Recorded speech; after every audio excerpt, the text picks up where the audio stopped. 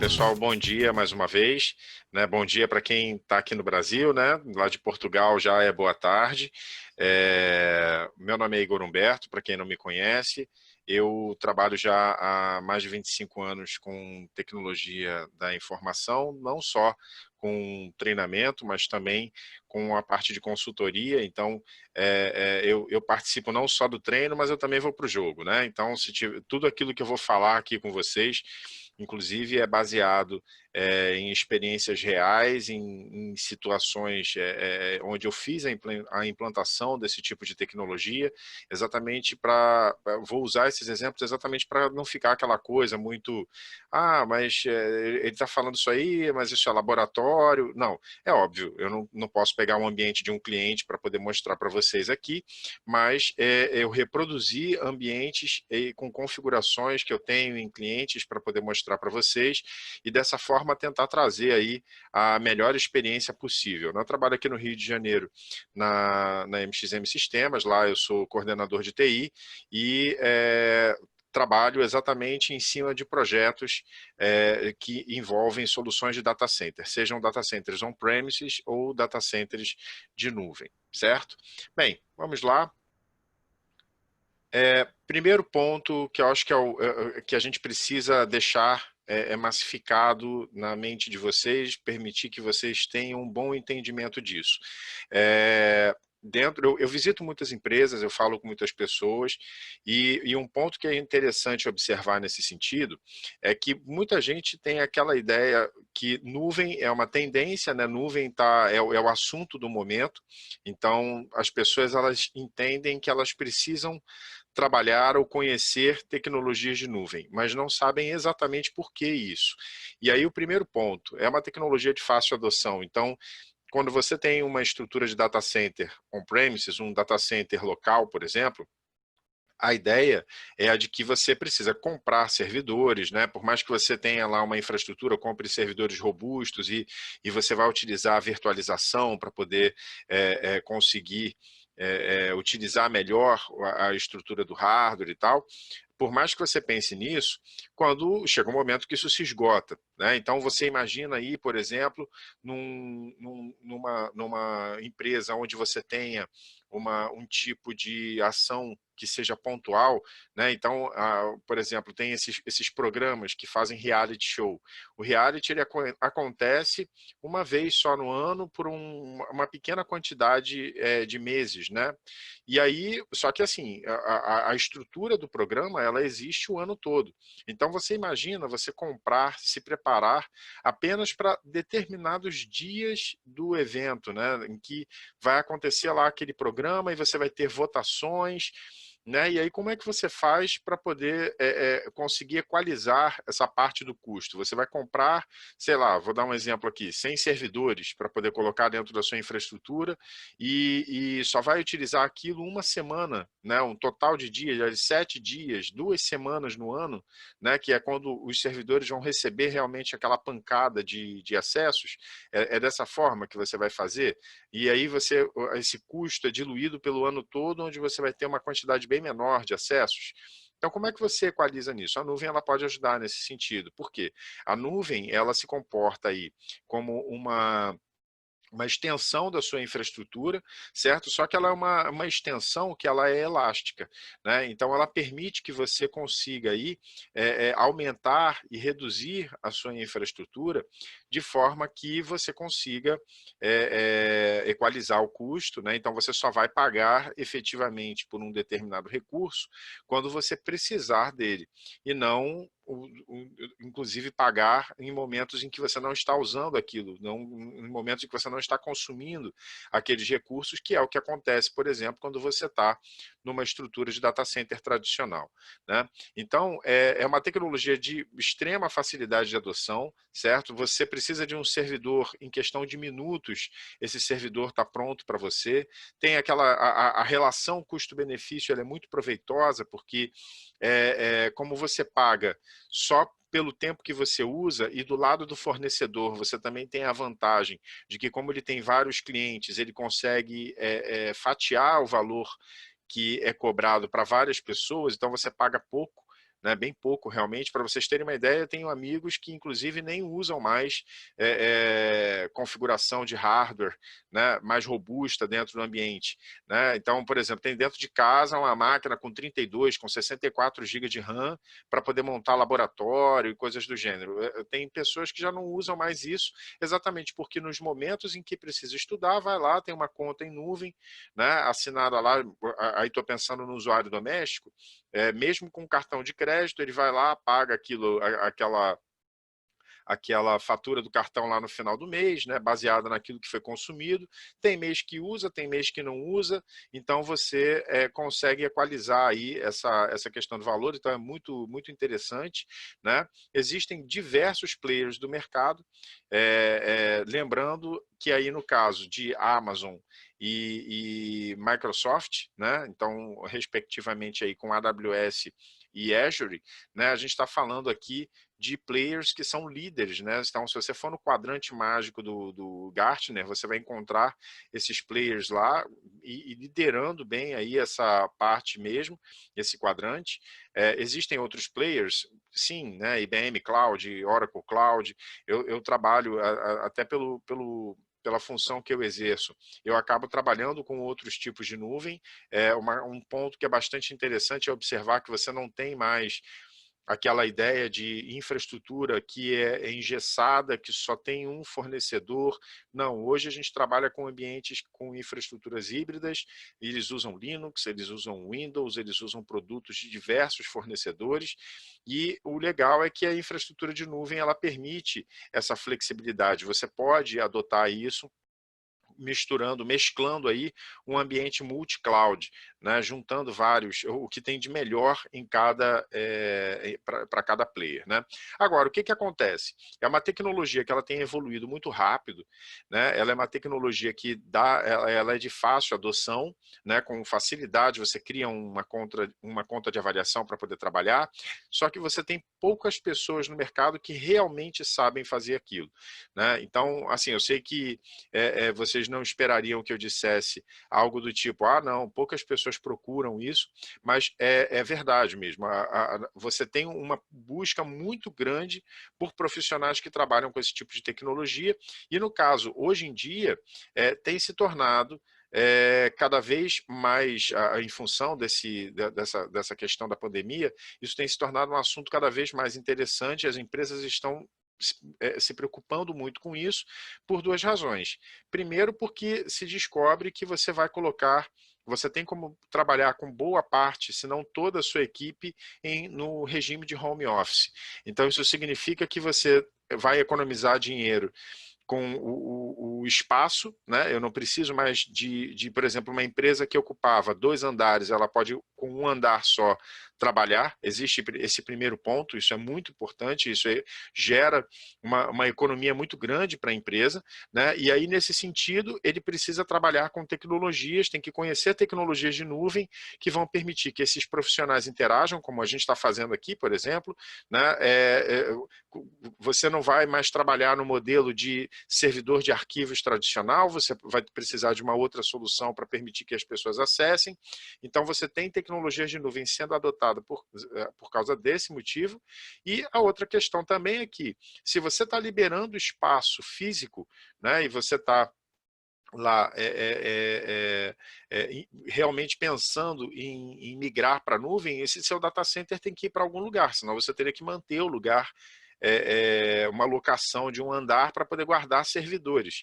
Então, a infraestrutura de nuvem ela ajuda nisso, por quê? Por mais que você pense, eu vou pagar uma mensalidade, né? O servidor eu compro, eu pago ele de uma vez.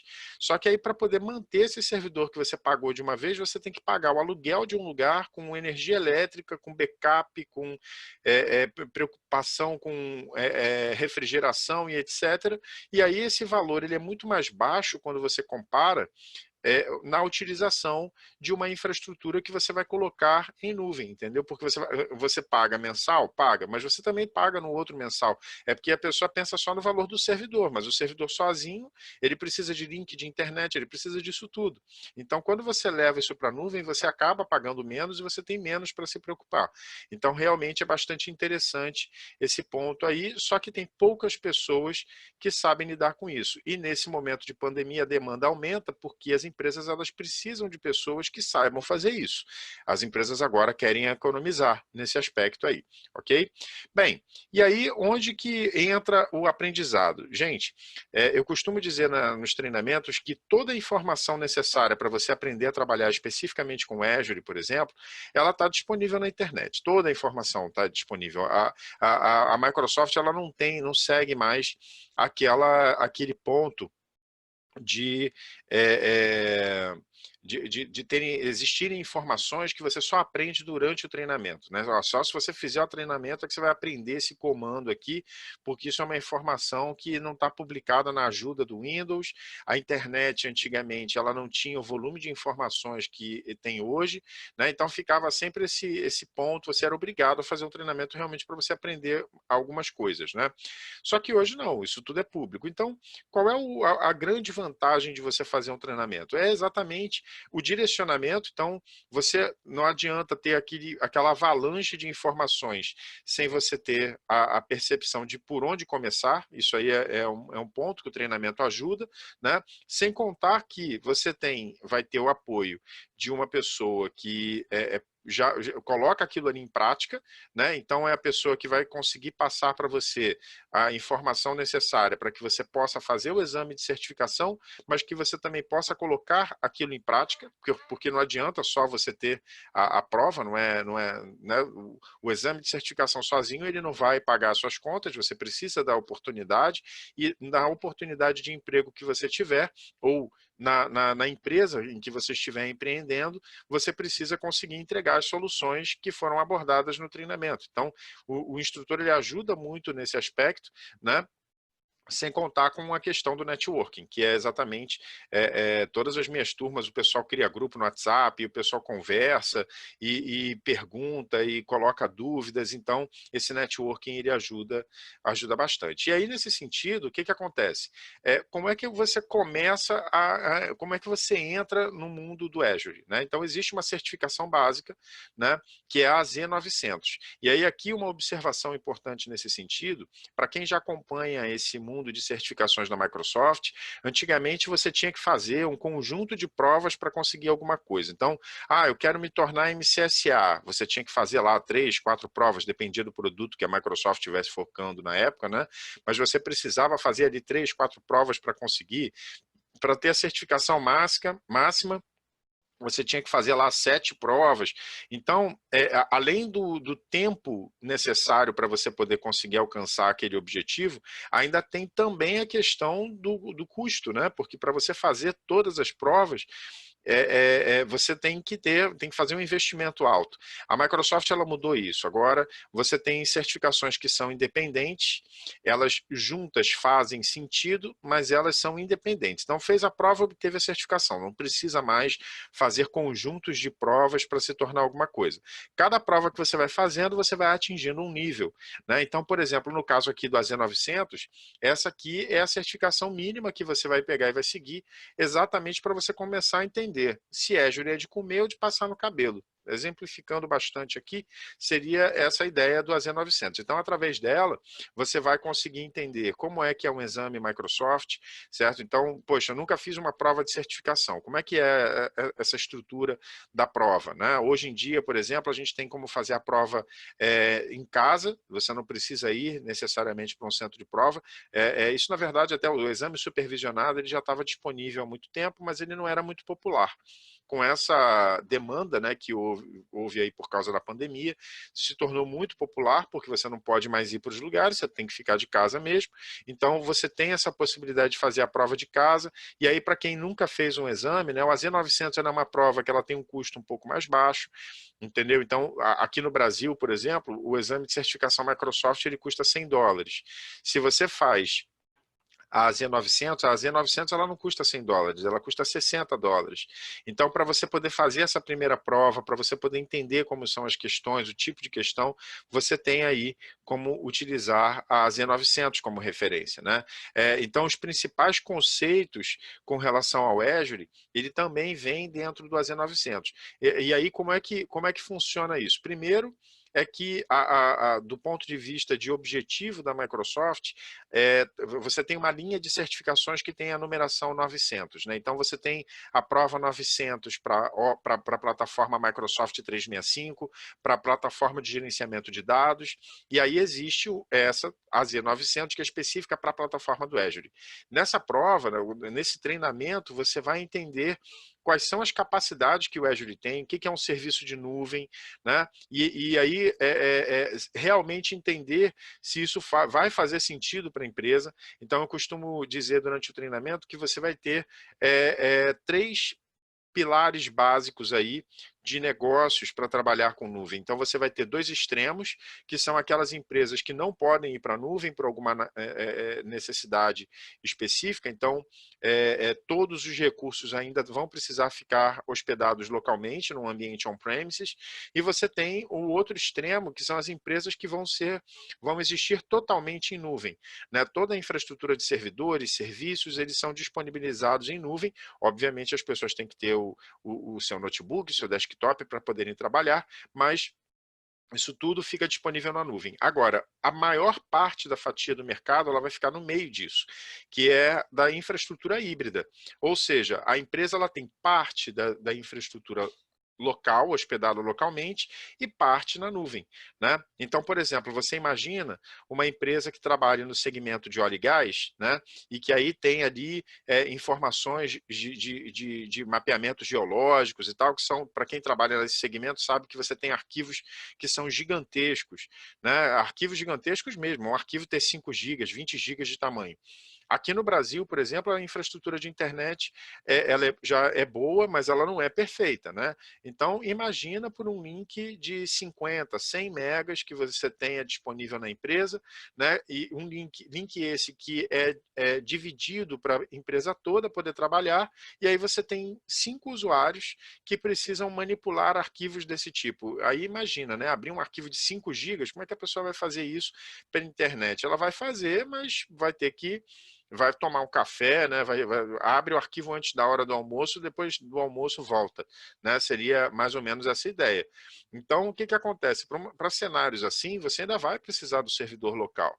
Não tem jeito, tem que ter o servidor local. Mas para todas as outras informações, você pode levar para a nuvem, né? Então, mais cedo a gente estava vendo até aqui no chat, uma das pessoas perguntando sobre a possibilidade de utilizar o SharePoint 365, né, falando de treinamentos do SharePoint 365, para falar do SharePoint como servidor de arquivos em nuvem, né? Eu vi várias empresas fazerem esse movimento, de tirar a infraestrutura de servidor de arquivos tradicional on-premises e levar para o Azure, né, e botar isso no Office 365 e assim vai. Então, assim, você vai ter muitas empresas que vão ter que equalizar isso, vão ter que trabalhar uma parte on-premises, uma parte em nuvem. E aí o que acontece? O AZ900 ele vai te permitir entender isso. Quais são os tipos de serviço que você tem? O Azure é importante ressaltar que é uma plataforma que tem mais de 50 tipos de solução lá dentro, então é muito complicado você pensar que você vai fazer um treinamento, você vai entender o Azure inteiro, isso aí não. Mas você vai entender bem para que lado você pode ir, né? E aí pensando aí basicamente nas linhas de conhecimento que você vai quando você trabalha com TI, você vai entender bem o que dá para fazer com infraestrutura, o que dá para fazer na área de desenvolvimento, o que dá para fazer para a área de banco de dados. Ele não é um treinamento que vai se aprofundar nisso, ele vai permitir que você entenda toda essa tecnologia para daí você se aprofundar nos demais treinamentos. Ele é extremamente importante porque sem ele você não sabe para onde você vai, certo? Então, você, por exemplo, sendo um excelente administrador de Azure, né? Você sabe lá apertar os botões e apertar parafuso, ótimo, beleza, você consegue fazer o Azure funcionar bem. Mas se você não souber direcionar adequadamente o profissional o seu cliente para que tipo de serviço de nuvem ele vai usar, ou se ele realmente tem que usar o serviço de nuvem, você vai encontrar casos em que o cliente vai sair dali. Eu vi uma situação como essa, o cliente ele tinha um data center todo on-premises, certo? Depois de um incêndio, ele resolveu colocar tudo em nuvem, só que ele não podia colocar tudo em nuvem. Essa decisão ele não podia ter tomado assim, ele não podia levar tudo para a nuvem, exatamente porque ele tinha informações que tinham que ser acessadas por recursos locais, por causa da banda de internet que ele tinha, que era pequena. E aí o que, que acontece? Ali a gente via a falta de um treinamento de AZ900 para aquele profissional que tinha tomado aquela decisão. Por quê? Porque ele não entendia, ele sabia até que como criar as coisas, mas ele não sabia exatamente como fazer funcionar, não sabia qual era o sentido daqueles serviços, e isso acaba sendo muito importante para quem vai trabalhar com esse tipo de recurso. Então, para quem vai começar, é necessário, não adianta, é necessário o AZ900. É um treinamento muito rápido, né? São 8 horas de treinamento, né? 2 dias, aí, 2 noites aí a gente conversando sobre isso, e exatamente a gente segue depois para exatamente conseguir se especializar. E dentro dessa especialização, como é que a gente vai trabalhar? O próximo ponto é a certificação de administração do Azure, certo? Uma boa parte daquilo que você vai fazer dentro do Azure está exatamente dentro desse treinamento aqui. Lembrando que eles não são cumulativos. Então, por exemplo, para eu conseguir a certificação do Azure Administrator, eu tenho que ter feito a Z900 também? Não. Como eu disse para vocês, eles fazem sentido juntos, mas eles não são amarrados. A Microsoft não tem mais esse conceito na certificação, certo? Esse aqui, para vocês terem uma ideia, ele é o novo MCSA. Então, quando a pessoa pensava na época de fazer um treinamento de Windows Server, né, que ela dizia assim, eu quero me tornar um MCSA, é essa prova aqui que a gente está se referindo, né? Então, o exame do AZ-104, ele é para o mercado agora de certificações da Microsoft, ele é o novo MCSA. Então, aquilo que você antes tinha que fazer 4 provas, agora você faz uma prova só. Isso não faz com que ela seja um exame, eu não quero desmerecer o exame, não quero que vocês pensem que, então deve ser muito fácil fazer. A Z900 realmente é um treinamento, que é uma prova que se você estudar ali, né, fizer o treinamento direitinho, se dedicar ali, você vai, ele é um treinamento muito conceitual, né, a prova é muito conceitual na Z900, então ela acaba se tornando mais fácil. Mas a Z104 não, a Z104 ela já exige que você tenha experiência ali com aquilo. Então, quando você faz esse treinamento, você vai aprender a fazer as coisas ali na prática, certo? Você tem que realmente saber fazer as configurações, até porque existem questões práticas na prova, né? Então tem isso, né? Mas também existe a questão de começar a entender um pouco mais a fundo sobre aquilo que é abordado no AZ900, tá? Então, hoje em dia, pensando em tecnologia de nuvem, a AZ104 ela substitui as provas 70533, que era a prova do Azure, né, há um tempo atrás, que era parte de infraestrutura, o AZ100, AZ101, AZ103, e aí vocês vão dizer, poxa, mas por que tem essa substituição tão grande de exames que na verdade abordam o mesmo tema, né? É por causa da atualização tecnológica, certo? Então, quando você trabalha com tecnologia de nuvem, você tem tecnologia de ponta na sua mão, mas em compensação, realmente você precisa fazer essa atualização periódica. Não significa que todo mês você tem que fazer atualização, a cada 6 meses você tem que fazer uma atualização. Não é isso, né? Até porque você tem que estar preocupado com o seu negócio, você tem que estar preocupado com com aquilo que a empresa, de repente, em que você trabalha também, ela faz. Você tem que ter essa preocupação. Mas é algo que, assim, você não pode deixar de lado. É diferente do Windows Server, né, que eu conheço gente até hoje que é especialista em Windows Server 2003. Né? Em pleno 2020, a pessoa ainda é especialista em 2003. E ela sobrevive bem, porque dentro da empresa é aquilo ali que continua, né? que ele usa, são poucos casos, obviamente, mas a pessoa sobrevive bem com aquilo ali.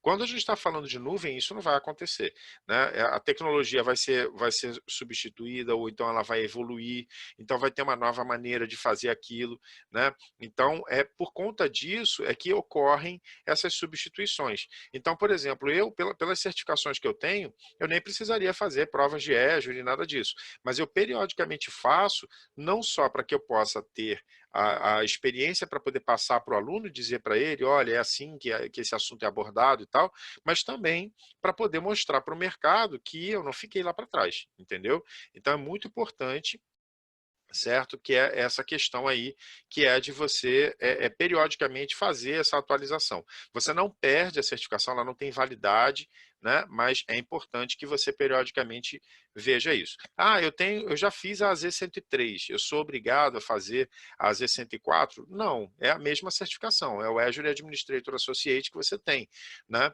Só que diante do mercado vai chegar um dia que lá no seu transcript da Microsoft ele vai dizer, olha, essa certificação que ele tem aqui, ela já foi aposentada, a gente não tem mais essa certificação, e no lugar dela ficou essa outra.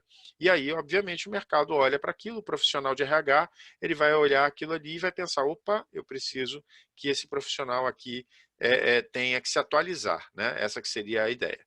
A prova AZ104, ela prepara você para trabalhar especificamente com recursos de infraestrutura, certo? Então, o foco dela não é você desenvolver uma aplicação e botá-la disponível, o foco dela é permitir que você estenda o seu data center para a nuvem ou que você faça a migração do seu ambiente para a nuvem, certo? Então, tem muita gente que pensa assim, poxa, se eu levar, eu ouvi isso essa semana que passou, né? A pessoa falando, daqui o que nós temos a gente pode colocar na nuvem, não tem problema nenhum. Pô, mas aí também é aquele negócio, aí eu vou perder meu emprego, né? Porque lá vai ficar, meu serviço vai diminuir muito. E eu falei, não, peraí, acho que você está com a visão incorreta, porque o fato de você pegar um servidor e colocar na nuvem, a nuvem ela não é um ambiente milagroso. Então ela não vai, a máquina, ela vai precisar de atualização, ela precisa de manutenção, ela precisa de que alguém olhe os logs, isso ainda vai acontecer. Só que você vai ter ali a plataforma da nuvem, ao invés de você ter que entrar numa salinha para poder verificar se o no-break está funcionando, né, você passa a ter que entrar num portal para poder gerenciar se os seus recursos estão ativados ou não, né, e continua fazendo gerenciamento. Então, a nuvem ela não veio tomar o emprego de ninguém. Ela entra como uma nova ferramenta que vai dar agilidade ao negócio e vai permitir que você consiga trabalhar com isso, ok? Então, a Z104 é mais focada nessa parte de infraestrutura, certo? E vai permitir aí que você consiga realmente alavancar aí, trazer melhorias para o ambiente, tá? Por último, mas não menos importante, existe a certificação de segurança, que acho que até é o tema aí, um dos temas que muita gente está interessado aqui participando da sala. Então, qual é a ideia aqui? Você provisiona esses recursos. Isso também acontece com data center tradicional, gente. Você provisiona os recursos, mas você não se preocupa com a segurança, né? Aqui no Brasil, a gente tem um ditado que é muito comum, que ele diz o seguinte, que a gente só coloca cadeado em casa que foi arrombada, né? Porque espera-se um problema acontecer para, dessa forma, você pensar na segurança. E o mindset ele tem que ser outro, você não pode pensar assim, porque hoje, como o mundo ele é muito conectado, um problema que você tenha com a parte de segurança, com vazamento de dados, não é só a questão, porque tem muita gente que pensa assim, pô, mas quem é que vai querer saber no meu ambiente, né? Pô, aqui é uma empresa simples, não tem nada aqui. Tem muita gente que vai nessa onda, né? Gente, eu vou mostrar para vocês, o ambiente que nós vamos trabalhar foi um ambiente que eu provisionei ontem.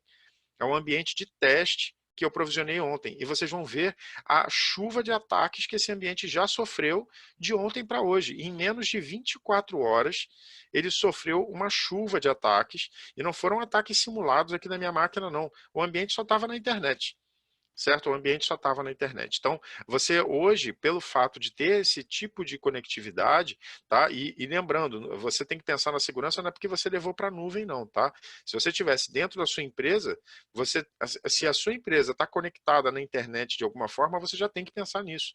Você já tem que entrar nesse viés da segurança também, certo? Então, a Z500 ela é uma certificação, né, que ela te transforma ali no Azure Security Engineer, né? Então não tem como dizer que há uma certificação aí de prestígio, né?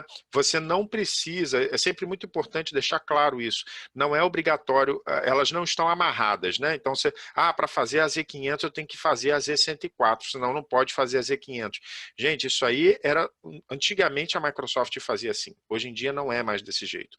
Então, tio Igor, eu acordei, levantei, não tenho nenhuma certificação da Microsoft, eu quero fazer primeiro a Z500, pode?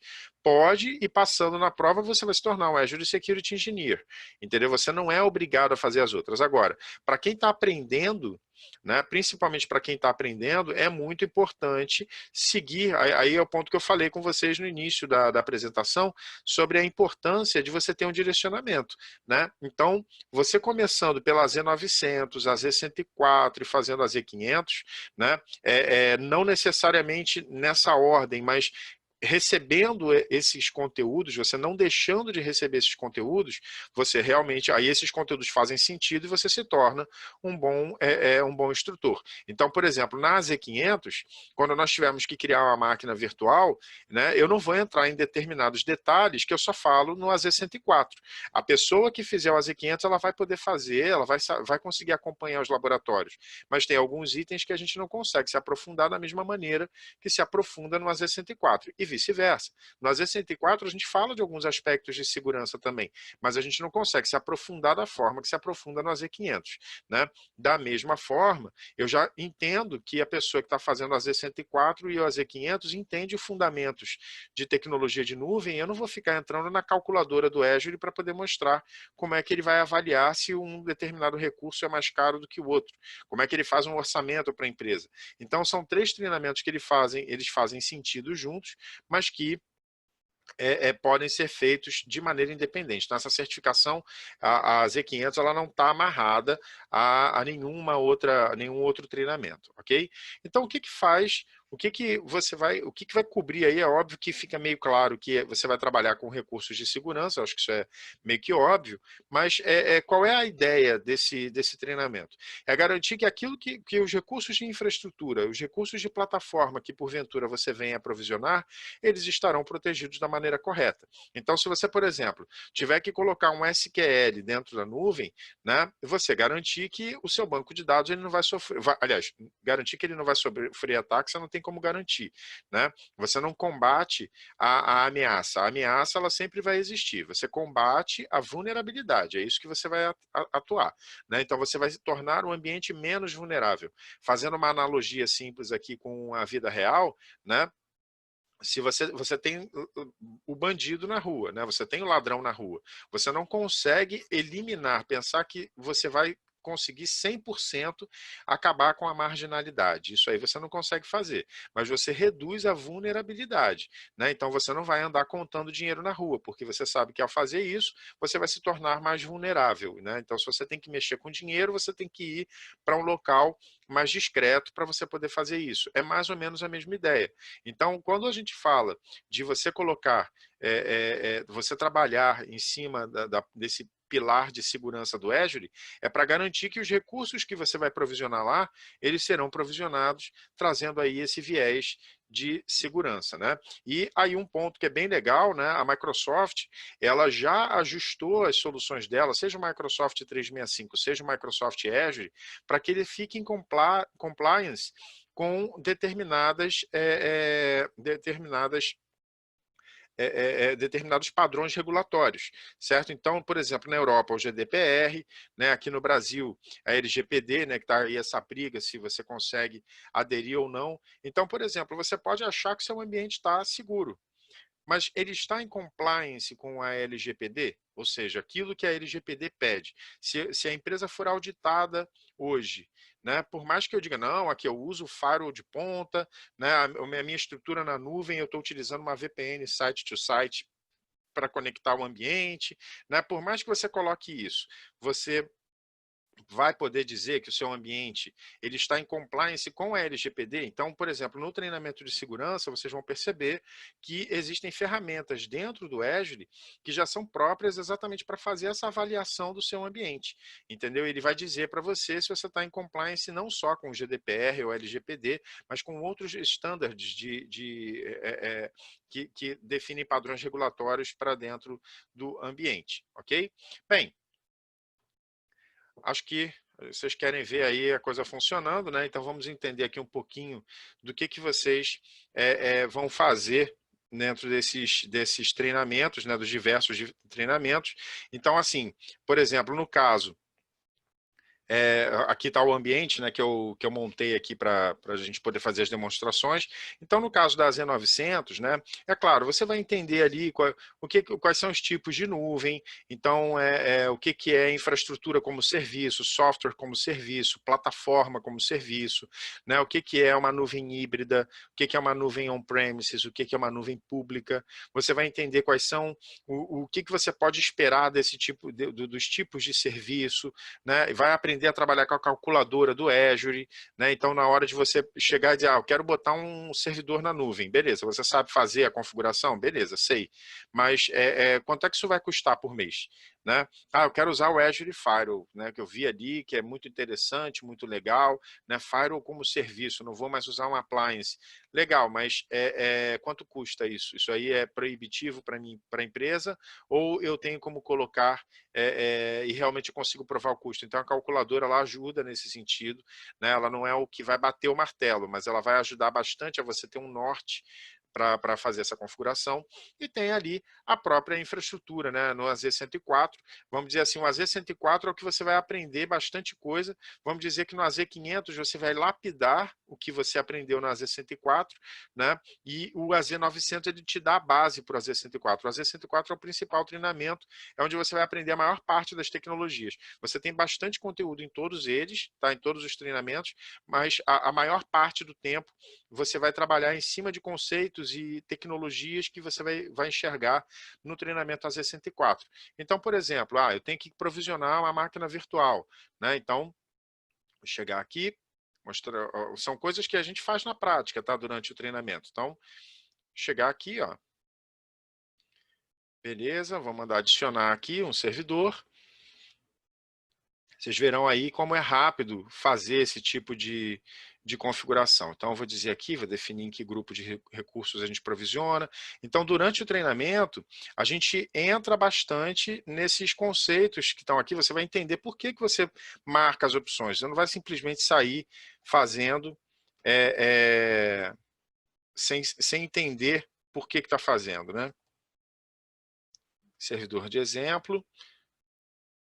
Então, vou dizer aqui qual é a imagem de sistema operacional que eu quero provisionar, mas assim, dentro do Azure, você tem, você só pode provisionar isso? Não, gente, tem aí uma vasta coleção de itens aqui que você pode pegar e escolher, né? Muita coisa mesmo, certo? Não é só da própria Microsoft, você vai encontrar itens aqui que são de outros players também, né? Então, tudo isso com suporte, isso é muito, muito importante, você entender essa questão, certo? Então, aqui, por exemplo, vou escolher o Windows Server 2019, né? Aí eu tenho aqui, posso selecionar qual é o tipo de máquina virtual que eu quero utilizar, então vocês vão entender por que você escolhe a máquina virtual. Você não vai escolher a máquina só por causa de preço, né? O preço é importante, óbvio, quanto é que eu vou pagar, mas você vai fazer a escolha disso aqui baseado nos tipos de máquina, o que realmente eu preciso utilizar para dentro do ambiente, né? Aí eu vou definir aqui a conta que eu vou utilizar, a minha senha, famosa senha, né? Parangamiro Chihimiro Aro. Então vamos lá. Tá aqui. Né? Então aqui as regras de acesso. Disco, eu vou colocar aqui um disco SSD, certo? Vamos seguir aqui. E aí, como eu falei para vocês, a gente se aprofunda nas opções, entendeu? Para você entender por que você está escolhendo as coisas. Não é simplesmente next, next, next, finish, certo? Você vai entender por que você faz, por que você toma determinadas ações aí. Então, aqui no avançado não vou colocar nada. Aqui, vou colocar uma tag, TI, prod, revisar e criar. E aí, só esperar aqui, olha, reparem aqui, essa máquina é uma máquina com 2 processadores e 4 GB de RAM. Obviamente, como eu falei para vocês, tem a razão para eu escolher determinados tipos de máquina, não saio escolhendo aleatoriamente porque eu acho que a máquina é bonita, não é assim, né? Mas reparem, eu vou pagar aqui, por exemplo, 30 centavos de real por hora por uma máquina dessa, né? Que eu não preciso necessariamente deixar ligada o tempo todo, então o custo é baixo, entendeu? Dependendo, obviamente, do que você escolhe. Ah, eu quero uma VM com 32 processadores e 512 GB de RAM. Essa máquina ela não vai custar 30 centavos de real, entendeu? Por hora. Entendeu? Então existe essa questão aí. Né? Então isso tudo. E um detalhe, tá, gente? Isso aqui eu criei uma conta de avaliação, né? Para poder testar, né, e poder mostrar aqui alguns recursos. Obviamente que algumas coisas eu já deixei configurada pelo tempo que a gente tem, né? Eu não ia ter como mostrar isso em 1h30, 2 horas, provisionando do zero aqui junto com vocês. Mas foi como eu falei para o Thiago está aqui, não me deixa mentir. A semana foi muito ocupada, foi bem puxada para a gente. 10 horas da noite eu estou falando com o Thiago ontem, ó, Thiago, olha aqui, ó, então eu estou configurando aqui o ambiente agora, entendeu? Então eu fiz essa configuração toda, né, do zero, eu levei aí um tempo para poder montar o ambiente todo para vocês poderem visualizar, mas assim, posso garantir para vocês que foi com uma continha de avaliação normal, né, que a gente usa aqui. No caso, como instrutor, eu tenho acesso a uma conta do Azure Pass, né, que aí eu posso pegar e utilizar, mas é igual a conta que você cria de avaliação convencional. Na verdade, a conta de avaliação convencional ela dá até mais crédito do que... Aqui eu só tenho $100 para usar em 30 dias, né? Na conta convencional acho que são $200, uma coisa assim. 200, $250. Então você tem até mais crédito, tá? Então mostrei aqui como a gente cria a máquina, ela está sendo provisionada, daqui a pouco eu vou mostrar, ela está pronta. Outra tecnologia interessante que a gente vai descobrir, né, que a gente vê no AZ104, é como eu conecto a infraestrutura do meu ambiente local com o ambiente da nuvem. Então, como é que a gente estabelece uma conexão VPN site-to-site para o meu ambiente? Então, eu provisionei aqui, né, já deixei pronto, né, um gateway de VPN. A gente tem dentro do Azure o serviço de VPN como serviço, né? Então, eu posso utilizar um serviço do Azure para poder estabelecer essa conexão VPN site-to-site.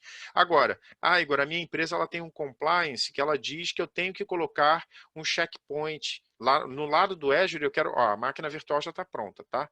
Só para vocês verem que o tempo aqui que foi para uma VM estar pronta na nuvem, né? Mas eu preciso colocar o checkpoint lá para... Eu quero um checkpoint, eu quero um FortiGate, eu quero um PFSense. Né? Eu posso colocar isso no lugar do gateway de VPN do Azure? Pode, sem problema nenhum, dá para fazer também, certo? Então aqui, ó, mostrei para eu criei, já deixei provisionado o nosso gateway de VPN, né?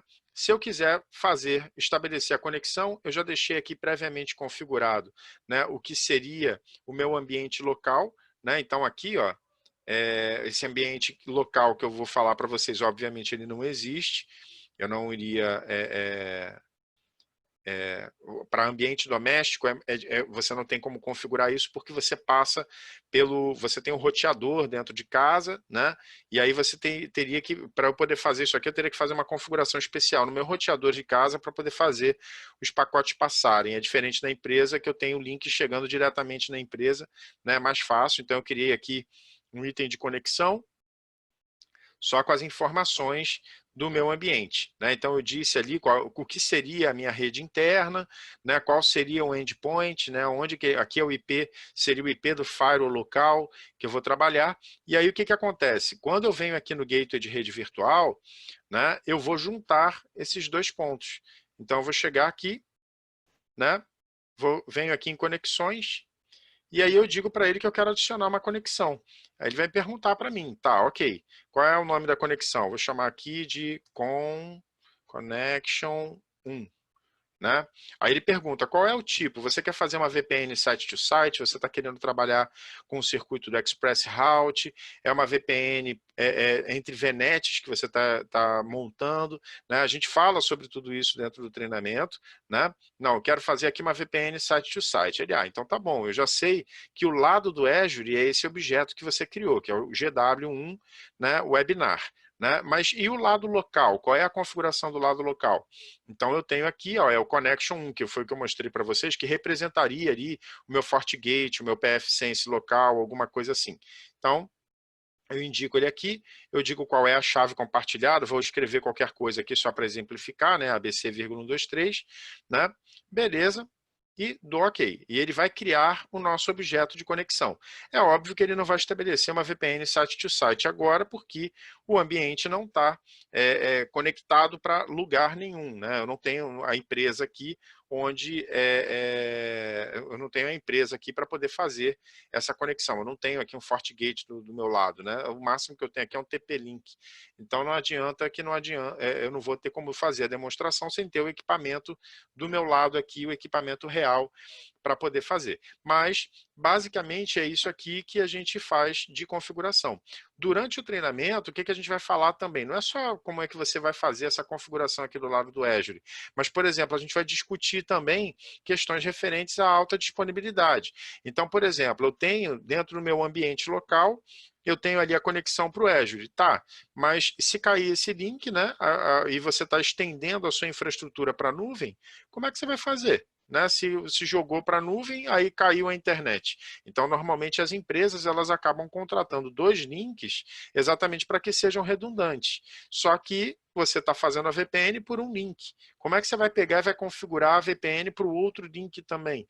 Né? Então, a gente, durante o treinamento, faz essa abordagem, né? Mostrando, ó, então você vai criar ali outro gateway de rede local, esse primeiro aqui que representa a conexão que você faz para o primeiro link, né? Então esse aqui é o seu primeiro link, e aí você tem que fazer a conexão para o segundo link, né? Então isso aí você pode fazer através de protocolo BGP, por exemplo, ou então montar aqui uma segunda conexão. Aí, obviamente, na sua solução local, você teria que ter ali um script que valide se um link está funcionando, se o link parou, passar para o outro. E aqui, ó, eu vou dizer aqui, por exemplo, 200, 200, 202, dizendo que a rede aqui a rede local seria essa, né? 192.6810, aqui é um exemplo, né, obviamente, né? Então, eu posso fazer isso. Tem como usar protocolo BGP, né? Tem suporte que seria o ideal, aí é o estado da arte, né? Mas nem todo mundo sabe trabalhar com BGP.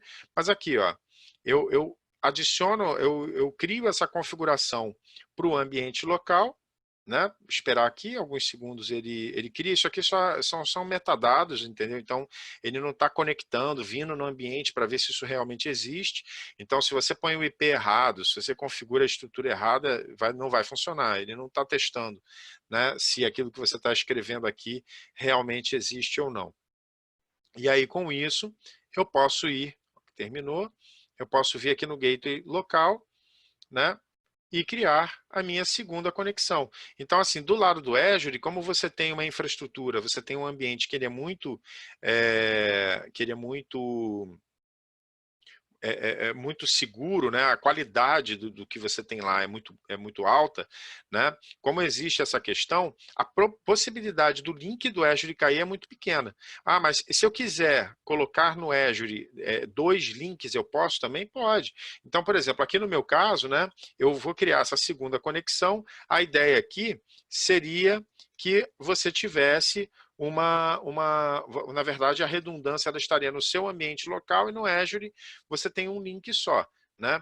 Mas se você quiser, aqui ó, agora para a segunda conexão, né? Botar a chave aqui, beleza? Então, se você quiser, como eu estava falando para vocês, tem como a gente adicionar isso dentro da própria estrutura do Azure também, né? Então, quando eu chego aqui, ó, por exemplo, em configuração, né, na configuração do gateway de VPN, se eu habilito esse modo ativo-ativo, ele vai chegar para mim e vai dizer, olha, então me dá vamos criar aqui um segundo IP público para o Azure, de forma que ele possa ter um segundo endpoint também do lado. Então, por exemplo, nessa configuração que eu estou fazendo aqui, como eu disse para vocês, você tem redundância, você tem dois links no ambiente local e está contando com a estabilidade do link do Azure. Mas se você quiser, você também pode fazer esse link do Azure, você ter dentro dessa VPN aqui, ter mais um IP para ele ter um segundo link, né, vamos dizer assim, caso por alguma razão caia ou alguma coisa do gênero, né? que não é a condição aqui, até mesmo porque eu não estou fazendo as conexões reais. Aí tem muita gente que pergunta, poxa, mas tio Igor, aí o que, que acontece? Eu tenho que configurar o meu ambiente local e eu não sei quais são as configurações que eu tenho que fazer para o ambiente local, né? O que, que acontece? Quando eu clico aqui numa das conexões, ele me permite fazer o download aqui, ó, e aí eu posso ver o arquivo de configuração. Ele tem aqui para alguns fabricantes, né? Então, por exemplo, aqui no meu lado, vamos supor que fosse o Bikit, né? Vamos supor que fosse Cisco, ou então aqui, ó, tem o Generic Samples, que é exatamente para poder, olha, eu não tenho, o fabricante que eu quero não está aqui, mas eu preciso saber o que eu tenho que configurar na fase 1 e na fase 2 da minha VPN, né? Então você vem aqui, diz que você quer os parâmetros, né? Beleza. Ele vai fazer o download disso. Ele gera ali um TXT. E nesse TXT já vem com as informações que a gente quer. Abriu aqui na minha outra janela. Então, vem aqui toda a informação que eu preciso para poder fazer a configuração no meu ambiente local, certo? Então, gente, é muito tranquilo, né? Óbvio que tudo a gente tem que fazer com planejamento, né? Não é simplesmente, eu quero configurar uma VPN, eu não estou fazendo nada, eu vou configurar uma VPN para a empresa. Não é assim que funciona, você tem que fazer com planejamento, e aí, durante o treinamento, a gente vai entrar exatamente nesses aspectos, para você poder entender exatamente quais são as decisões que você tem que tomar para poder fazer esse tipo de configuração. E dentro do Azure, eu posso ter várias redes também? Pode, gente, isso é um ponto muito legal dentro do Azure, não é todo player de nuvem que dá essa possibilidade para você, de você fazer essas configurações, mas você tem como fazer configuração também, que aí no caso é o Network Peering, né? Aí um detalhe interessante que eu fiz aqui de configuração, né? É que aqui, ó, eu estou mostrando para vocês, eu alternei aqui para o servidor meu, né? Então é um servidor de virtualização, eu tenho algumas máquinas aqui preparadas, e aí, por exemplo, eu tenho aqui, ó, uma estação de trabalho, tá bom? Tem aqui uma estação de trabalho, e aí eu tenho, né, uma unidade lá, que é essa unidade aqui, que está mapeada, né, que é o meu server 1. Então eu tenho aqui, ó, esse servidor, que é o server 1, certo? Então ele tem essa pasta aqui, que é a pasta que está conectada aqui dentro, ó, dessa pastinha, dessa unidade, que é a unidade D. E tem vários arquivinhos ali dentro, certo? Então o que, que acontece? Eu tenho aqui, dentro desse processo, eu tenho um recurso na nuvem chamado Azure File Sync, né? Então, através do Azure File Sync, que é esse recurso que está aqui, né, eu consigo sincronizar o meu servidor de arquivos local com a nuvem, certo? Com o armazenamento de nuvem. E não é um armazenamento qualquer não, tá, gente? Olha aqui, ó, vou mostrar para vocês qual é o armazenamento. É um espacinho, né, que a gente cria aqui na conta de armazenamento. Vamos ver de quanto é o tamanho do espaço que tem aqui. Eu criei aqui, ó, um espacinho de 100 teras de tamanho, tá? Detalhe, poxa, mas eu não preciso disso tudo na empresa não, isso vai ficar muito caro. Gente, 100 teras é o limite, você não paga para poder consumir os 100 teras. Não, você não paga, você vai pagar, assim, ele provisionou 100 teras, agora você só vai, conforme você vai consumindo, né, é que você vai pagar por isso. Detalhe, isso aqui em minutos você provisiona. Então, se eu olhar aqui, eu vejo os arquivos que estão lá dentro, né, dentro daquela pastinha que eu vi lá na máquina. Então, aqui, ó, na estação de trabalho do usuário, né, na estação de trabalho, quando ele chega aqui e escreve, né, um arquivo, por exemplo, chamado webinar funcionando, né, quando ele cria esse arquivo aqui dentro, a experiência para o usuário é de que ele está colocando isso dentro do servidor 1, né, então ele está colocando isso aqui dentro do meu servidor 1, então realmente, se eu olhar, né, aquilo é uma unidade mapeada, então se eu olhar aqui, o arquivo está aqui dentro, certo? E aí o que, que acontece? Eu tenho uma tecnologia aqui que ela fica sincronizando essas informações com o que tem lá naquela conta de armazenamento da nuvem. Detalhe, aqui o meu espaço é só de 1 tera. Aí você vai dizer, caramba, Igor, mas se você só tem 1 tera, como é que você vai gravar 100 teras? Né? o que acontece, gente? Eu posso fazer a configuração aqui de maneira que ele, de forma inteligente, ele consegue analisar quais são os arquivos que são mais utilizados, e aí ele faz um cache dessa informação localmente, né, para poder melhorar a experiência das pessoas que estão trabalhando no ambiente on-premises. Dentro de um servidor de arquivos, mais de 80% das informações ficam na nuvem. Então, dessa forma, o que acontece? Ele usa parte do espaço local, mas uma pequena parte desse espaço, você consegue definir a porcentagem, para poder guardar arquivos que ele usa com mais frequência. E isso não é diferente do OneDrive no sentido de que no OneDrive eu digo qual é o arquivo que eu quero que armazene localmente. Aqui ele percebe de maneira inteligente o que é usado mais com maior frequência e leva lá para a nuvem. Todos os arquivos vão estar na nuvem. Aí tem gente que fala assim, tio Igor, mas e se der um ataque de ransomware? Né? Eu perco todos os dados que estão lá, como é que vai ficar isso? Não, os dados vão para lá, e, obviamente, também estão suscetíveis à criptografia. Mas, para isso, eu tenho como configurar backup para proteger as informações. Né? Então, aqui, ó, deixa eu ver se ele já fez o sincronismo para lá. Deixa eu fazer aqui o refresh. E aqui, ó, o webinar funcionando, o arquivo já estava aqui na nuvem, tá vendo? Então ele traz toda a informação, ele traz a informação para o Azure de maneira transparente, todo mundo trabalhando como se o mundo fosse o mesmo. Isso aqui é um exemplo de estender a sua infraestrutura para a nuvem. Então não é só criar a máquina virtual, eu consigo trazer essa infraestrutura para o meu ambiente, certo? E aí, como eu falei para vocês, é uma questão de colocar, de configurar o backup para os dados, entendeu? E eu tenho esse backup também como serviço dentro da infraestrutura do Azure, entendeu? Então, eu vou chegar aqui, eu tenho esse recurso, que é o Recovery Services Vault, né? E aí eu digo para ele, olha, o que eu quero proteger? Ele pergunta, olha, você quer proteger recursos no ambiente local?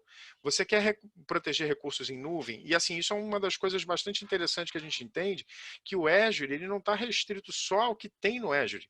Você também pode trazer essas tecnologias para o seu ambiente local, entendeu? Então, aquilo que antes você tinha que montar um servidor de backup, aquela coisa toda, assim, existem cenários onde você ainda vai precisar fazer isso, sim, mas você pode trazer esse tipo de funcionalidade para o ambiente local. E aí eu digo para ele, ó, o que eu quero está no Azure e é um file share. Né? Ele, tá, legal, então vamos seguir aqui com isso, né? Onde é que está o dado que você quer? E aí eu venho e digo, olha, é esse aqui, ó, essa conta de armazenamento Prod File Sync que eu quero trabalhar. Tá ali. E aí, deixa só ele validar. Ó, rapidamente eu olhei aqui no chat, né? O Carlos perguntou, então eu não preciso montar, né? Eu posso pegar, sim, eu posso usar o serviço do Azure, eu não preciso levar tudo para lá, né? Aí aqui embaixo, ele pergunta qual é o file share, né? Então eu vou dizer aqui, ó, é o PRD share, que é aquele, que ela está com a sincronização habilitada, né? E aí eu vou dizer aqui com que frequência eu quero que o backup seja feito, né? E aí eu posso criar a política de backup e aí, enfim, mandei aqui, ó, habilitei o backup. Então eu estou utilizando o recurso, né? Eu não preciso fazer backup, porque tem muita gente que vai dizer assim, mas aí você sobe os dados para a nuvem, como é que você faz o backup? Você vai utilizar o backup exec, o net backup que está no ambiente local e vai fazer o backup daquilo que está lá? Não, você tem uma solução já dentro do próprio Azure, que vai fazer isso sem usar banda de rede, nada disso, entendeu? Ele atualiza lá e você consegue fazer esse processo do lado de lá mesmo, certo? Bem, mostrar aqui para vocês um pouco, assim, falei aqui um pouquinho do que a gente tem no AZ104, né? Tá, um ponto aqui que é importantíssimo, né? Que é a possibilidade de você sincronizar o seu AD local com o AD da nuvem, né? Você ter uma base de contas só. Esse é um dos grandes diferenciais da Microsoft. Então, por exemplo, eu chego aqui, ó, eu tenho aqui o Azure AD, com uma série de tecnologias que eu posso consumir dele ali, né? E aí tenho aqui, ó, os usuários, e eu vejo aqui, ó, tem só esses dois usuários aqui, que é o que a gente está utilizando, né? Então, ó, tem esse usuário aqui, que ele tem privilégio administrativo, eu consigo dizer o que a pessoa pode fazer dentro do ambiente, né? Dentro do Azure, o que ela pode fazer na minha assinatura e coisas do gênero. Aí, o que eu vou fazer? Eu vou lá para o meu ambiente local, vocês viram, né? Eu vou pegar aqui, que eu vou copiar o nome desse usuário, porque ele é muito grande, para não esquecer, né? Mas vocês viram aqui, ó, quantos usuários eu tenho, né? Estão vendo aqui, ó, quantos grupos efetivamente eu tenho. Ah, eu posso sincronizar o meu ambiente com Azure? Claro que pode fazer. Então, o que eu faço? Eu tenho aqui dentro da minha plataforma, né, que eu montei aqui local, eu tenho aqui um ambiente com um controlador de domínio. Detalhe, tá, gente? Isso tudo que eu estou mostrando para vocês é baseado não só naquilo que eu falo no treinamento, que vocês fazem no treinamento, isso aqui vocês montam no treinamento, tá? Não só isso, mas também esses exemplos, eles não são exemplos teatralizáveis, ou seja, aquela coisa de, ah, não, porque aí você pode utilizar, e aí talvez, ah, isso aí eu não posso botar em prática. Não, isso aqui é exemplo prático, de dia a dia, de ambiente real, tá? É dessa forma aqui que a gente pode fazer. Então, o que acontece? Eu chego aqui, né, e eu consigo, né, eu quero sincronizar o meu ambiente, aí eu fiz aqui, ó, para vocês poderem ver, eu montei aqui, ó, um ambiente com a diretoria, né, com o departamento financeiro, né, criei aqui, o que eu faço? Eu vou entrar aqui no ambiente para fazer o download da ferramenta que sincroniza.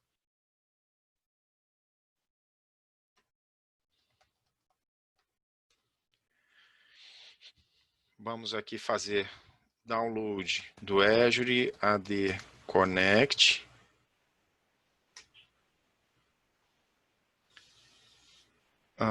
Cadê? Aí eu tenho aqui um linkzinho que ele me mostra todas as versões, né, que estão disponíveis do Azure AD Connect, né? Deixa eu diminuir aqui o zoom, né, da tela. Então aqui, ó, ele me mostra todas as versões, eu vou entender o que aconteceu em cada versão, qual é a vantagem.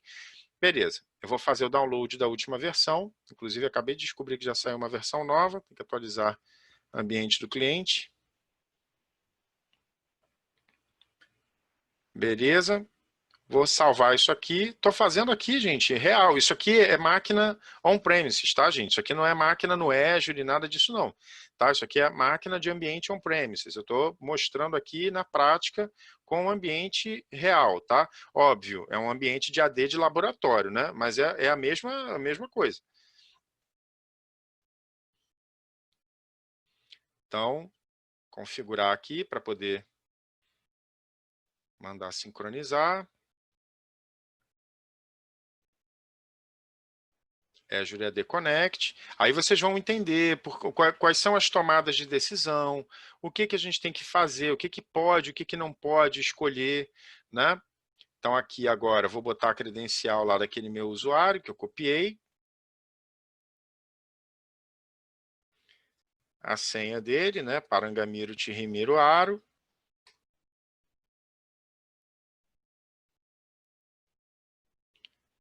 Vamos lá. Aí agora a conta do ambiente local. Aqui eu acho que o nome é LabSTD. Aqui é a conta do administrador mesmo. Tenho quase certeza que é isso. Isso. Pronto. E aí, quando ele terminar essa configuração aqui, ao finalizar, ele vai mostrar o ambiente todo sincronizado lá dentro do Azure. É a senha do Parangamiro Tirimiro Aro, todo mundo gosta, né? Bem, o que acontece? Eu vou mostrar aqui para vocês agora, enquanto ele está fazendo isso, eu vou mostrar a parte de segurança, certo? Para vocês poderem ver. Já vou trazendo aqui algumas informações de segurança, ainda não está sincronizado, ele está instalando lá, né? Então não está aqui ainda. E enquanto ele vai fazendo isso, eu vou mostrar para vocês aí a parte já vou entrando na parte de segurança. Ele está fazendo lá, né, configurando lá. Bem, uma das coisas que a gente fez aqui, né, a gente provisionou máquina virtual, então estou vendo aqui que está a nossa máquina, né, de exemplo, que ela está aqui. Agora, se eu quisesse, por exemplo, tem um servidor, um dos servidores aqui, eu quero configurar esse servidor como um servidor web, né? Por exemplo, eu quero transformar ele num servidor de aplicação. Dá para fazer isso? Dá. Então, como é que a gente faz? Vou mandar conectar nele, ele tem aqui um IP público, né? Deixa eu adicionar aqui a conexão da área de trabalho remota, né? Deixa eu puxar aqui o MS-TSC, né? Costumo chamar de Movimento Sem Terra de Santa Catarina. Então, a conta que foi criada para ele. Servidor aqui novinho, né? Vou fazer a conexão nele.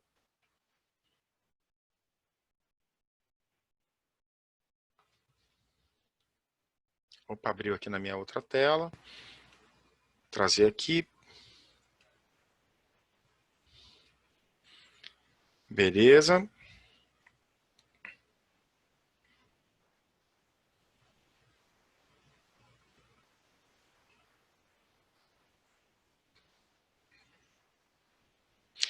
O Luiz aqui perguntou, né, se pode fazer backup de um ambiente de alta disponibilidade, né, o Hyper-V com Failover Cluster, usando o Storage Space Direct, dá sim. É um dos temas também que a gente aborda dentro do treinamento, né, que é o Azure Site Recovery, né, que é a tecnologia que a gente usa para isso. Olha, gente, aqui, ó, esse servidor é um servidor de nuvem, certo? Ele está aprovisionado dentro do ambiente do Azure, tá? Então, ele é aquela, não é a maquininha que a gente criou, ela é outra máquina aqui que eu já montei dentro de uma outra rede, certo? Aí eu venho aqui e vou olhar, né? Vou fazer a instalação da função. Só vou colocar aqui algo bem simples, né? Só para ter aqui realmente o web server, né? Então tá aqui, beleza. E ele vai fazer a instalação. Só vai botar aqui o HTML estático, certo? A outra máquina, só para não restar dúvida, tá? Ela está aqui disponível, e como é que eu vejo, né? Você não tem acesso ao console do Hyper-V aqui, né? Então, como nenhuma tecnologia de nuvem. Então, se eu olhar aqui, ó, eu consigo chegar aqui no diagnóstico de inicialização, eu consigo ver em que tela a máquina está. É o mais próximo aqui do que a gente tem, do que seria o console, né? Tem algumas informações que você pode, por exemplo, puxar aqui o console serial para poder obter algumas informações sobre a máquina, né? Então você tem como fazer a conexão pelo console serial, seria uma espécie não é exatamente uma IDRAC, né? Mas permite que você conecte aqui, chegue um pouco mais perto da máquina, certo? Mas é o mais próximo. Se você precisar chegar na máquina, tem como, tá? Então, deixa eu ver aqui se ele já concluiu o processo. Está fazendo a instalação ali. Bem, vamos seguir aqui. Ele vai fazendo a configuração.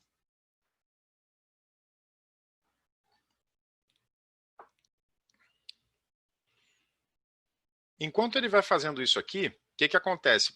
Tem um recurso de segurança dentro do ambiente, né? Enquanto ele está implantando isso, o que acontece? As máquinas, elas ficam disponíveis diretamente na internet. Então, por exemplo, esse servidor aqui, ele tem um IP público, né? Então, como é que fica? É só o firewall do Windows que segura ele? Não. Existe um recurso que é o Network Security Group, né? Esse camaradinho aqui, a gente vê ele durante os treinamentos todos, certo? Mas cada vez em mais profundidade para cada um deles. Então eu chego aqui e aí eu digo quais são as portas que estão disponíveis. Então, em princípio, a única porta que está disponível é a TCP/3389, e que ele já está me alertando aqui, dizendo o seguinte, olha, do jeito que tá muito vulnerável, hein? Porque está aberto para qualquer origem. Então, assim, o ideal, nesse caso, por exemplo, para a área de trabalho remota, seria eu utilizar uma restrição, né? Dizer que só de determinados IPs ele poderia estabelecer a conexão, né? Então, No caso aqui, estou deixando isso aqui, inclusive foi proposital, exatamente para a gente poder receber os ataques, né? Então eu vou mostrar depois para vocês os ataques recebidos. E ainda vou liberar a porta 80 aqui, aí vai piorar mais ainda, né? Vai ficar só vai trazer mais emoção aí para quem está tentando invadir. Então, vou botar aqui HTTP, que é o nome da regrinha. Então, isso aqui, gente, o Network Security Group, ele seria aí uma espécie de firewall, ele não é um firewall, né? Eu tenho serviço de firewall dentro do Azure, que é o Azure Firewall, né? Eu tenho essa possibilidade, eu posso botar um FortiGate, aqui não é como isso. Aqui, o acesso ele funciona bem na camada 3 e 4, só que assim, o detalhe é que eu tenho aqui recursos para poder fazer proteção contra ataques de negação de serviço, tem algumas coisas nesse sentido também, tá? Então já liberei ali a porta 80, vamos ver aqui, ó, ele terminou, né? Já terminou a conexão, e aí eu tenho, deixa eu ver se já está funcionando, né? Vou pegar aqui o IP público, isso aqui é aqui na minha casa. Ó, já está carregando. Ah, tio Igor, eu quero testar. Será que faz mesmo? Né? Será que ele faz isso aí? Vocês podem testar aí. Obviamente a máquina é uma máquina simples, tá, gente? Então, pode ser que quando as mais de 200 pessoas na sala ao mesmo tempo tentem abrir, uma ou outra pessoa aí não consiga. Essa máquina aqui é uma máquina para testar só, né? Mas muitos aí, a maior parte aí vai conseguir ter o acesso para a máquina, e isso por causa da liberação que foi feita ali. Né? Agora, o que, que acontece? Onde eu consigo visualizar esse processo de ataque, alguma coisa assim? Consigo. Vamos ver aqui como é que está o meu ambiente. Aí, por exemplo, não adianta usar a máquina de hoje, né? Por isso que eu fiz o teste com aquela máquina lá. Por causa disso aqui, ó. Olha aqui na análise de tráfego, que interessante, gente. Então, vamos lá. Ele mostra aqui a quantidade, né, de tráfego que já houve ali dentro do meu ambiente. Eu tenho como fazer mapas de rede. Né? Aí ele mostra aqui, ó, distribuição de tráfego. Né? Então, exibe análise de fluxo entre host, subrede, VNet. Eu quero ver tráfego mal intencionado. Teve? Ele já mostra aqui, ó, eu tive problema com isso. Ocorrência nas NSGs, eu quero ver aqui, que é exatamente o meu endpoint. Aí ele já mostra ali, ó, teve aqui de Singapura, desse IP aqui estão tentando bater na minha máquina, certo? E, inclusive, tem um dos servidores, isso aqui é de um servidor de banco de dados que eu peguei e coloquei lá, né? Então ele já está me mostrando aqui, ó, em cima do SQL teve também, né? Aqui, vamos catar aqui mais tráfego mal intencionado para poder ver. Olha que legal aqui, ó, pessoal do Paquistão tentando bater na minha máquina, Turquia, tá vendo? Então isso tudo aqui vocês vão aprender a configurar especificamente no AZ500. A gente vê especificamente no AZ500 como é que a gente olha, como é que a gente descobre essas camadas de configuração aqui, como é que a gente ajusta isso. Deixa eu ver lá o nosso AD, para ver se o AD terminou. Aqui, ó, terminou. Agora, ele disse que já mandou sincronizar. Deixa eu ver aqui se realmente ele já sincronizou. Conseguiu fazer. Beleza, então se eu olhar lá no Azure, muito provavelmente aqui eu já vou encontrar as contas daqueles objetos lá. Então aqui, ó, tá vendo? Os objetos todos sincronizados para cá. Se eu olhar aqui, eu vou encontrar os grupos, né? E isso aqui se estende para a possibilidade de eu criar portal de redefinição de senha, né? Então, por exemplo, se eu quiser, eu tenho as licenças, né, do meu Azure AD Premium aqui. Eu quero atribuir licença para o diretor. Eu posso? Posso. Então aqui, ó, vou chegar aqui em licenças, vou atribuir uma licença para ele aqui, ó. Ah, se bem que tem um detalhe aqui que eu não ajustei para o usuário. Peraí, deixa eu ajustar primeiro aqui do diretor, que eu não disse aqui para em que lugar ele trabalha, né? Que ele traz aqui todos os atributos que eu trago de dentro do AD. Mas uma das coisas que eu não digo é a localização. Ele vai precisar da localização por causa da questão do licenciamento. Então, vou dizer aqui que ele é do Brasil. Isso aqui eu já estou trabalhando com os objetos que vieram do meu AD on-premises, né? E aí, com isso, agora eu vou poder atribuir a licença para ele. Ó.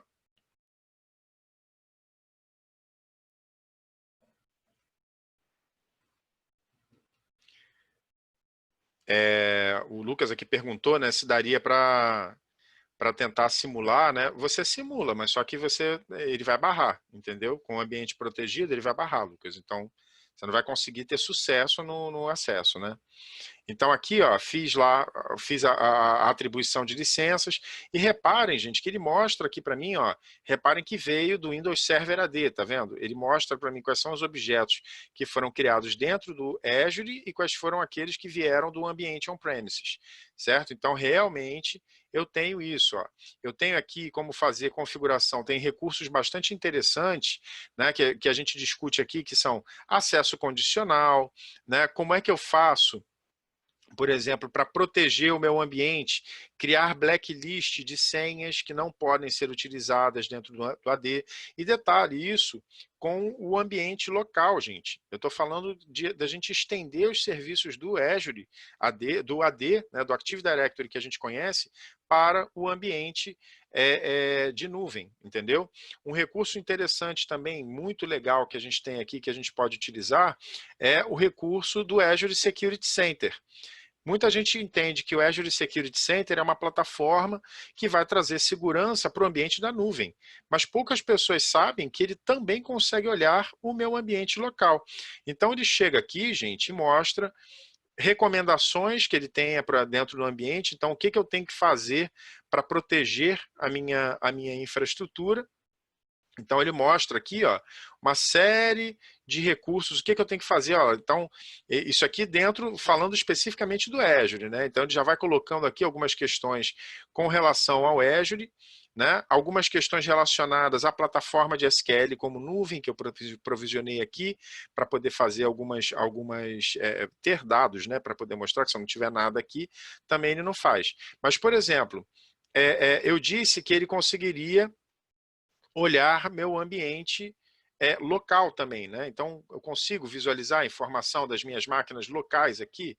Consigo, ó. Se eu olhar aqui, ele está me mostrando que eu tenho recomendações, eu tenho coisas para resolver no meu ambiente de nuvem. Esses aqui são os servidores que eu botei em nuvem. Reparem que o novo servidor ele já entra aqui também, né? Então, quando eu chego aqui, ó, para o novo servidor, ele chega aqui embaixo e começa a dizer quais são os pontos que eu tenho que pegar e habilitar. Ó, criptografia de disco, tem que botar a solução de proteção de endpoint nele, né? Então ele coloca uma série de pontos já especificamente para ele, mas se eu olhar aqui, ó, vou passar, acabei saindo da central, peraí. Ele vai me trazer informações também sobre o que eu faço com o meu ambiente local. Isso é muito legal porque tem muita gente que não sabe que você pode pegar essas soluções de segurança e trazer para o ambiente on-premises, entendeu?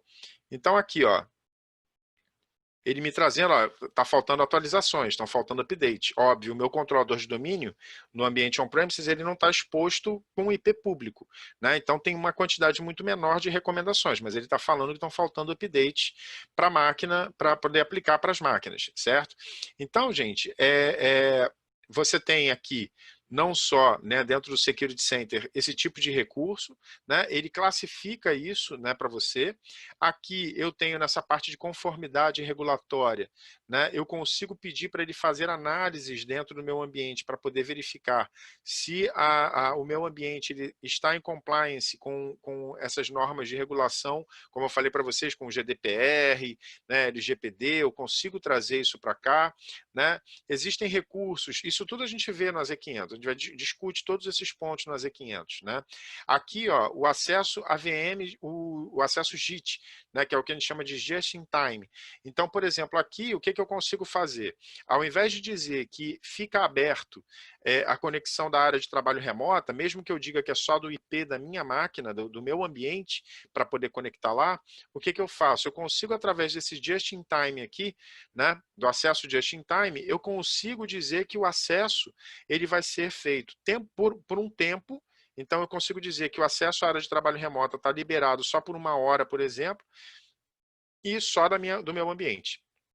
Né? Então, eu consigo pegar e ajustar configurações, por exemplo, do JIT para ele poder fazer esse tipo de análise, certo? Bem, consigo, deixa eu ver aqui, se eu mostrar para vocês também um outro recurso interessante que a gente fala, que é o Azure Monitor. Então, através do Azure Monitor, eu consigo fazer análise do meu ambiente, né, de performance do meu ambiente, se for o caso, e aí no meu ambiente eu também posso incluir aqui máquinas locais, se for o caso, certo? Então aqui, ó, ele fala aqui, ó, tem duas máquinas que não estão monitoradas, que são as máquinas que a gente montou, né? Mas se eu tiver que trazer dados de performance do meu ambiente, eu consigo trazer isso para cá, certo? Então reparem aqui que quando ele mostra, ele está dizendo aqui, ó, essa máquina aqui é do ambiente de nuvem, essa máquina aqui é do ambiente de nuvem, mas essa máquina aqui é do meu ambiente local. Ele está fazendo análise de performance das minhas máquinas locais também. Tá vendo? Então eu consigo trazer esse tipo de informação do meu ambiente, seja on-premises, seja do meu ambiente de nuvem. Ele consegue trazer, né, ele consegue registrar esses tipos de informação. É muito interessante aqui, né, o como ele consegue fazer esse tipo de avaliação. E antes que alguma pessoa pense, ah, não, pô, então ele vai fazer isso aí, né, nessa parte de segurança, olhando o ambiente local, olhando o ambiente de nuvem, né, e aí isso aí vai ficar, pô, deve ficar caro pra caramba, né? Gente, a Microsoft ainda tem um recurso que é o Azure Advisor, que ele permite, ele analisa o seu ambiente. Aqui no caso é possível que ainda não tenha informação, não sei, porque tem menos de 24 horas que eu provisionei, então talvez não tenha ainda essa informação relacionada a custo. Mas o ambiente ele consegue te dar dicas de como você pode economizar com a infraestrutura, né? Então aqui, ó, essa parte de custo que ele está falando, que eu estou seguindo todas as recomendações, é porque na verdade eu estou com um ambiente ligado há pouco tempo, né? Mas, por exemplo, depois de 2, 3 semanas com o ambiente ligado, ele já me passa algumas informações, algumas dicas, tipo, ó, estou vendo que tem máquina aqui que você está utilizando muito pouco poder de processamento, então o ideal era que você utilizasse um outro tipo de máquina, né? Olha, você está usando aí, a gente está percebendo que tem máquinas que você está deixando ligada de madrugada, mas você podia desligar para poder economizar, e assim vai. Bem, ainda falando da parte de segurança, né, determinadas informações da máquina eu consigo obter independendo de ter a máquina conectada, de logar na máquina ou não. Então, por exemplo, eu posso chegar aqui, ó, no DB1, né, chegar aqui no DB1 e olhar nas propriedades dele, por exemplo, eu quero ver quais são os updates que estão faltando na máquina. Eu não preciso nem logar, o próprio portal do Azure ele me mostra aqui. E detalhe, se tiver que aplicar os updates, eu também consigo aplicar daqui mesmo, do próprio portal do Azure, certo? E eu tenho como fazer isso junto também para o ambiente local, eu também tenho como fazer esse tipo de configuração, tá, gente? Que é o WSUS for Business, né, que a gente pode implementar dentro do ambiente. Então aqui, ó, ele está me mostrando conjuntos de atualização que estão faltando para a máquina, inclusive aqui uma do SQL, porque eu fiz a instalação do SQL na máquina lá, né? Então aqui, ó, inventário, eu quero ver o que está instalado na VM. Isso sem precisar logar, gente. Então, dependendo da situação, você consegue, por exemplo, mesmo que você não tenha acesso administrativo à máquina do cliente, você consegue ver aqui. É como o Ramon disse, isso aqui se torna a ferramenta de administração do ambiente, né? Então aqui, ó, estou vendo quais são os softwares que estão instalados na máquina, entendeu? Eu vejo o que está instalado lá. Eu consigo aqui no Change Tracking, né, que é o controle de alterações, eu consigo ver quais foram as modificações que foram feitas dentro da máquina. Então, se aplicativos foram instalados, ele consegue me trazer essas informações, configuração de serviços. Tá vendo? Então isso tudo ajuda, e aí quando a gente fala de segurança, isso aqui me ajuda também. Por quê, gente? Se eu tiver, né, se eu tiver que fazer a administração de recursos de um cliente, eu não posso conectar na máquina dele porque eu não vou ter o gerenciamento, né? Eu não quero ter o gerenciamento, mas esses aspectos da segurança eu consigo olhar, né? aqui embaixo, ó, reparem que eu tenho aqui, ó, executar comando, tá vendo? Eu tenho uma série de comandos que eu posso pedir para rodar lá na máquina, certo? Diretamente lá, e eu posso configurar também outros, né? Esses aqui são os que já têm por padrão para poder trabalhar na máquina. Então, por exemplo, eu posso deixar a conta do administrador local da máquina desabilitada e mandar habilitar aqui com esse comando, mandar habilitar especificamente para poder fazer lá. Ah, mas como é que ele faz isso? Eu preciso saber qual é o script que ele vai rodar, porque isso tem que passar pela minha equipe de segurança. Então, ele mostra aqui como é que ele vai fazer essa configuração para poder permitir que você consiga alcançar aí o seu objetivo, certo? Então, a gente viu aqui, né, que dá para poder fazer o acesso, né? Aí você fala, poxa, Igor, mas esse negócio de acessar via área de trabalho remota, né, fazer conexão com SSH, poxa, isso aí não é muito legal, né?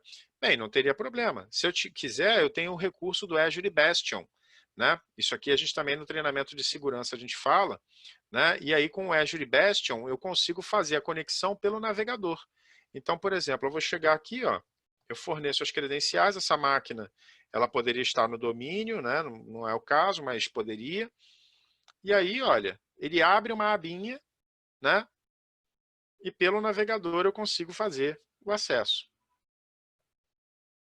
Pronto, ó. Estou acessando pelo navegador, sem precisar conectar utilizando sem precisar utilizar uma conexão da área de trabalho remota. Então, por exemplo, eu poderia, aqui nesse caso, tirar o IP público desse computador e ainda assim eu conseguiria fazer o acesso, ainda assim eu conseguiria trabalhar, certo? É bem legal aqui esse tipo de funcionalidade, ok? Bem, mostrei aqui para vocês, vou fechar aqui o Bastion, beleza. Mostrei para vocês ali como é que a gente faz para integrar o ambiente, né? Então mostrei aqui, né, a questão da integração do ambiente do AD, né? Mostrei para vocês que a gente tem condições de, aquilo que a gente vê dentro do AZ500, obviamente não é só isso, eu fiz só uma pequena demonstração. Tem um recurso também que eu gosto muito aqui, quando a gente fala do AZ500, né, que é o Azure Blueprint, né? Então, com o Azure Blueprint, eu tenho como criar templates, né, do ponto de vista de governança que vão fazer com que eu consiga definir como é que o ambiente pode ser provisionado, quais são os padrões que eu tenho que seguir, como é que eu garanto que todo mundo, quando criar uma máquina virtual, vai criar dentro de uma VNet específica, seguindo determinadas regras, né? Isso aqui é feito através do Azure Blueprint, né? Então aqui, ó, deixa eu mostrar para vocês, Blueprint, e aí eu crio aqui, ó, nas definições, então eu consigo. Peraí, deixa eu puxar aqui a. Cadê? Para mandar criar um blueprint, tá aqui. Estava no lugar errado. Então aqui, ó, ele tem já uma série de padrões, né, que você pode seguir, né, para poder, por exemplo, ó, quero montar rede básica, né? É padrão para poder criar rede básica. Então eu venho aqui.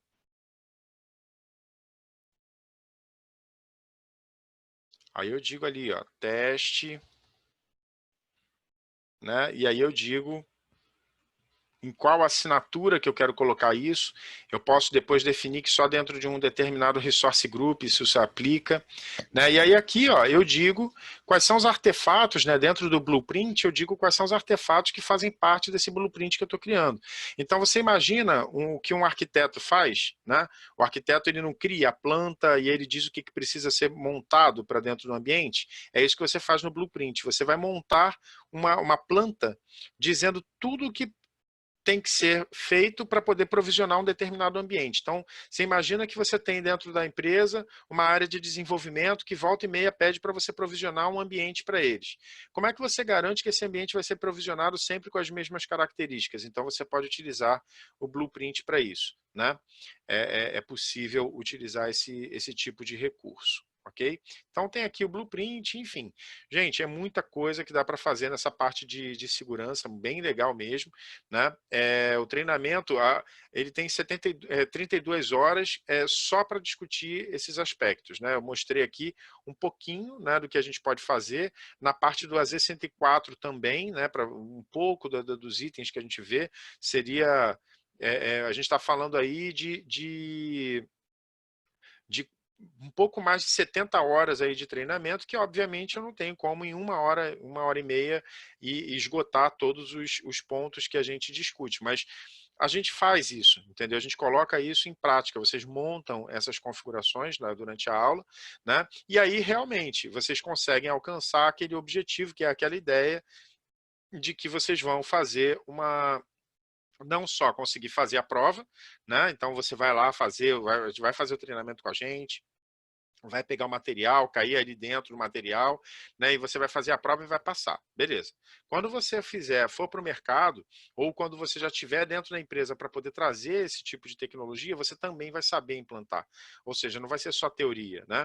E como eu falei para vocês, as configurações que eu faço durante a aula, que a gente vê durante o treinamento, elas não são configurações teatralizáveis. Tipo, ele está mostrando aí no laboratório e isso aí não vai funcionar, né? A ideia do treino é treino, jogo é jogo. Não, funciona assim, gente. Funciona.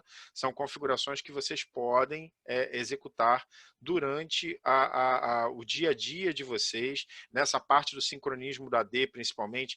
Vocês não sabem quantos projetos têm caído para mim nessas últimas semanas por causa disso, exatamente porque as pessoas querem levar o ambiente para a nuvem, né, integrar com a nuvem para poder utilizar mais recursos.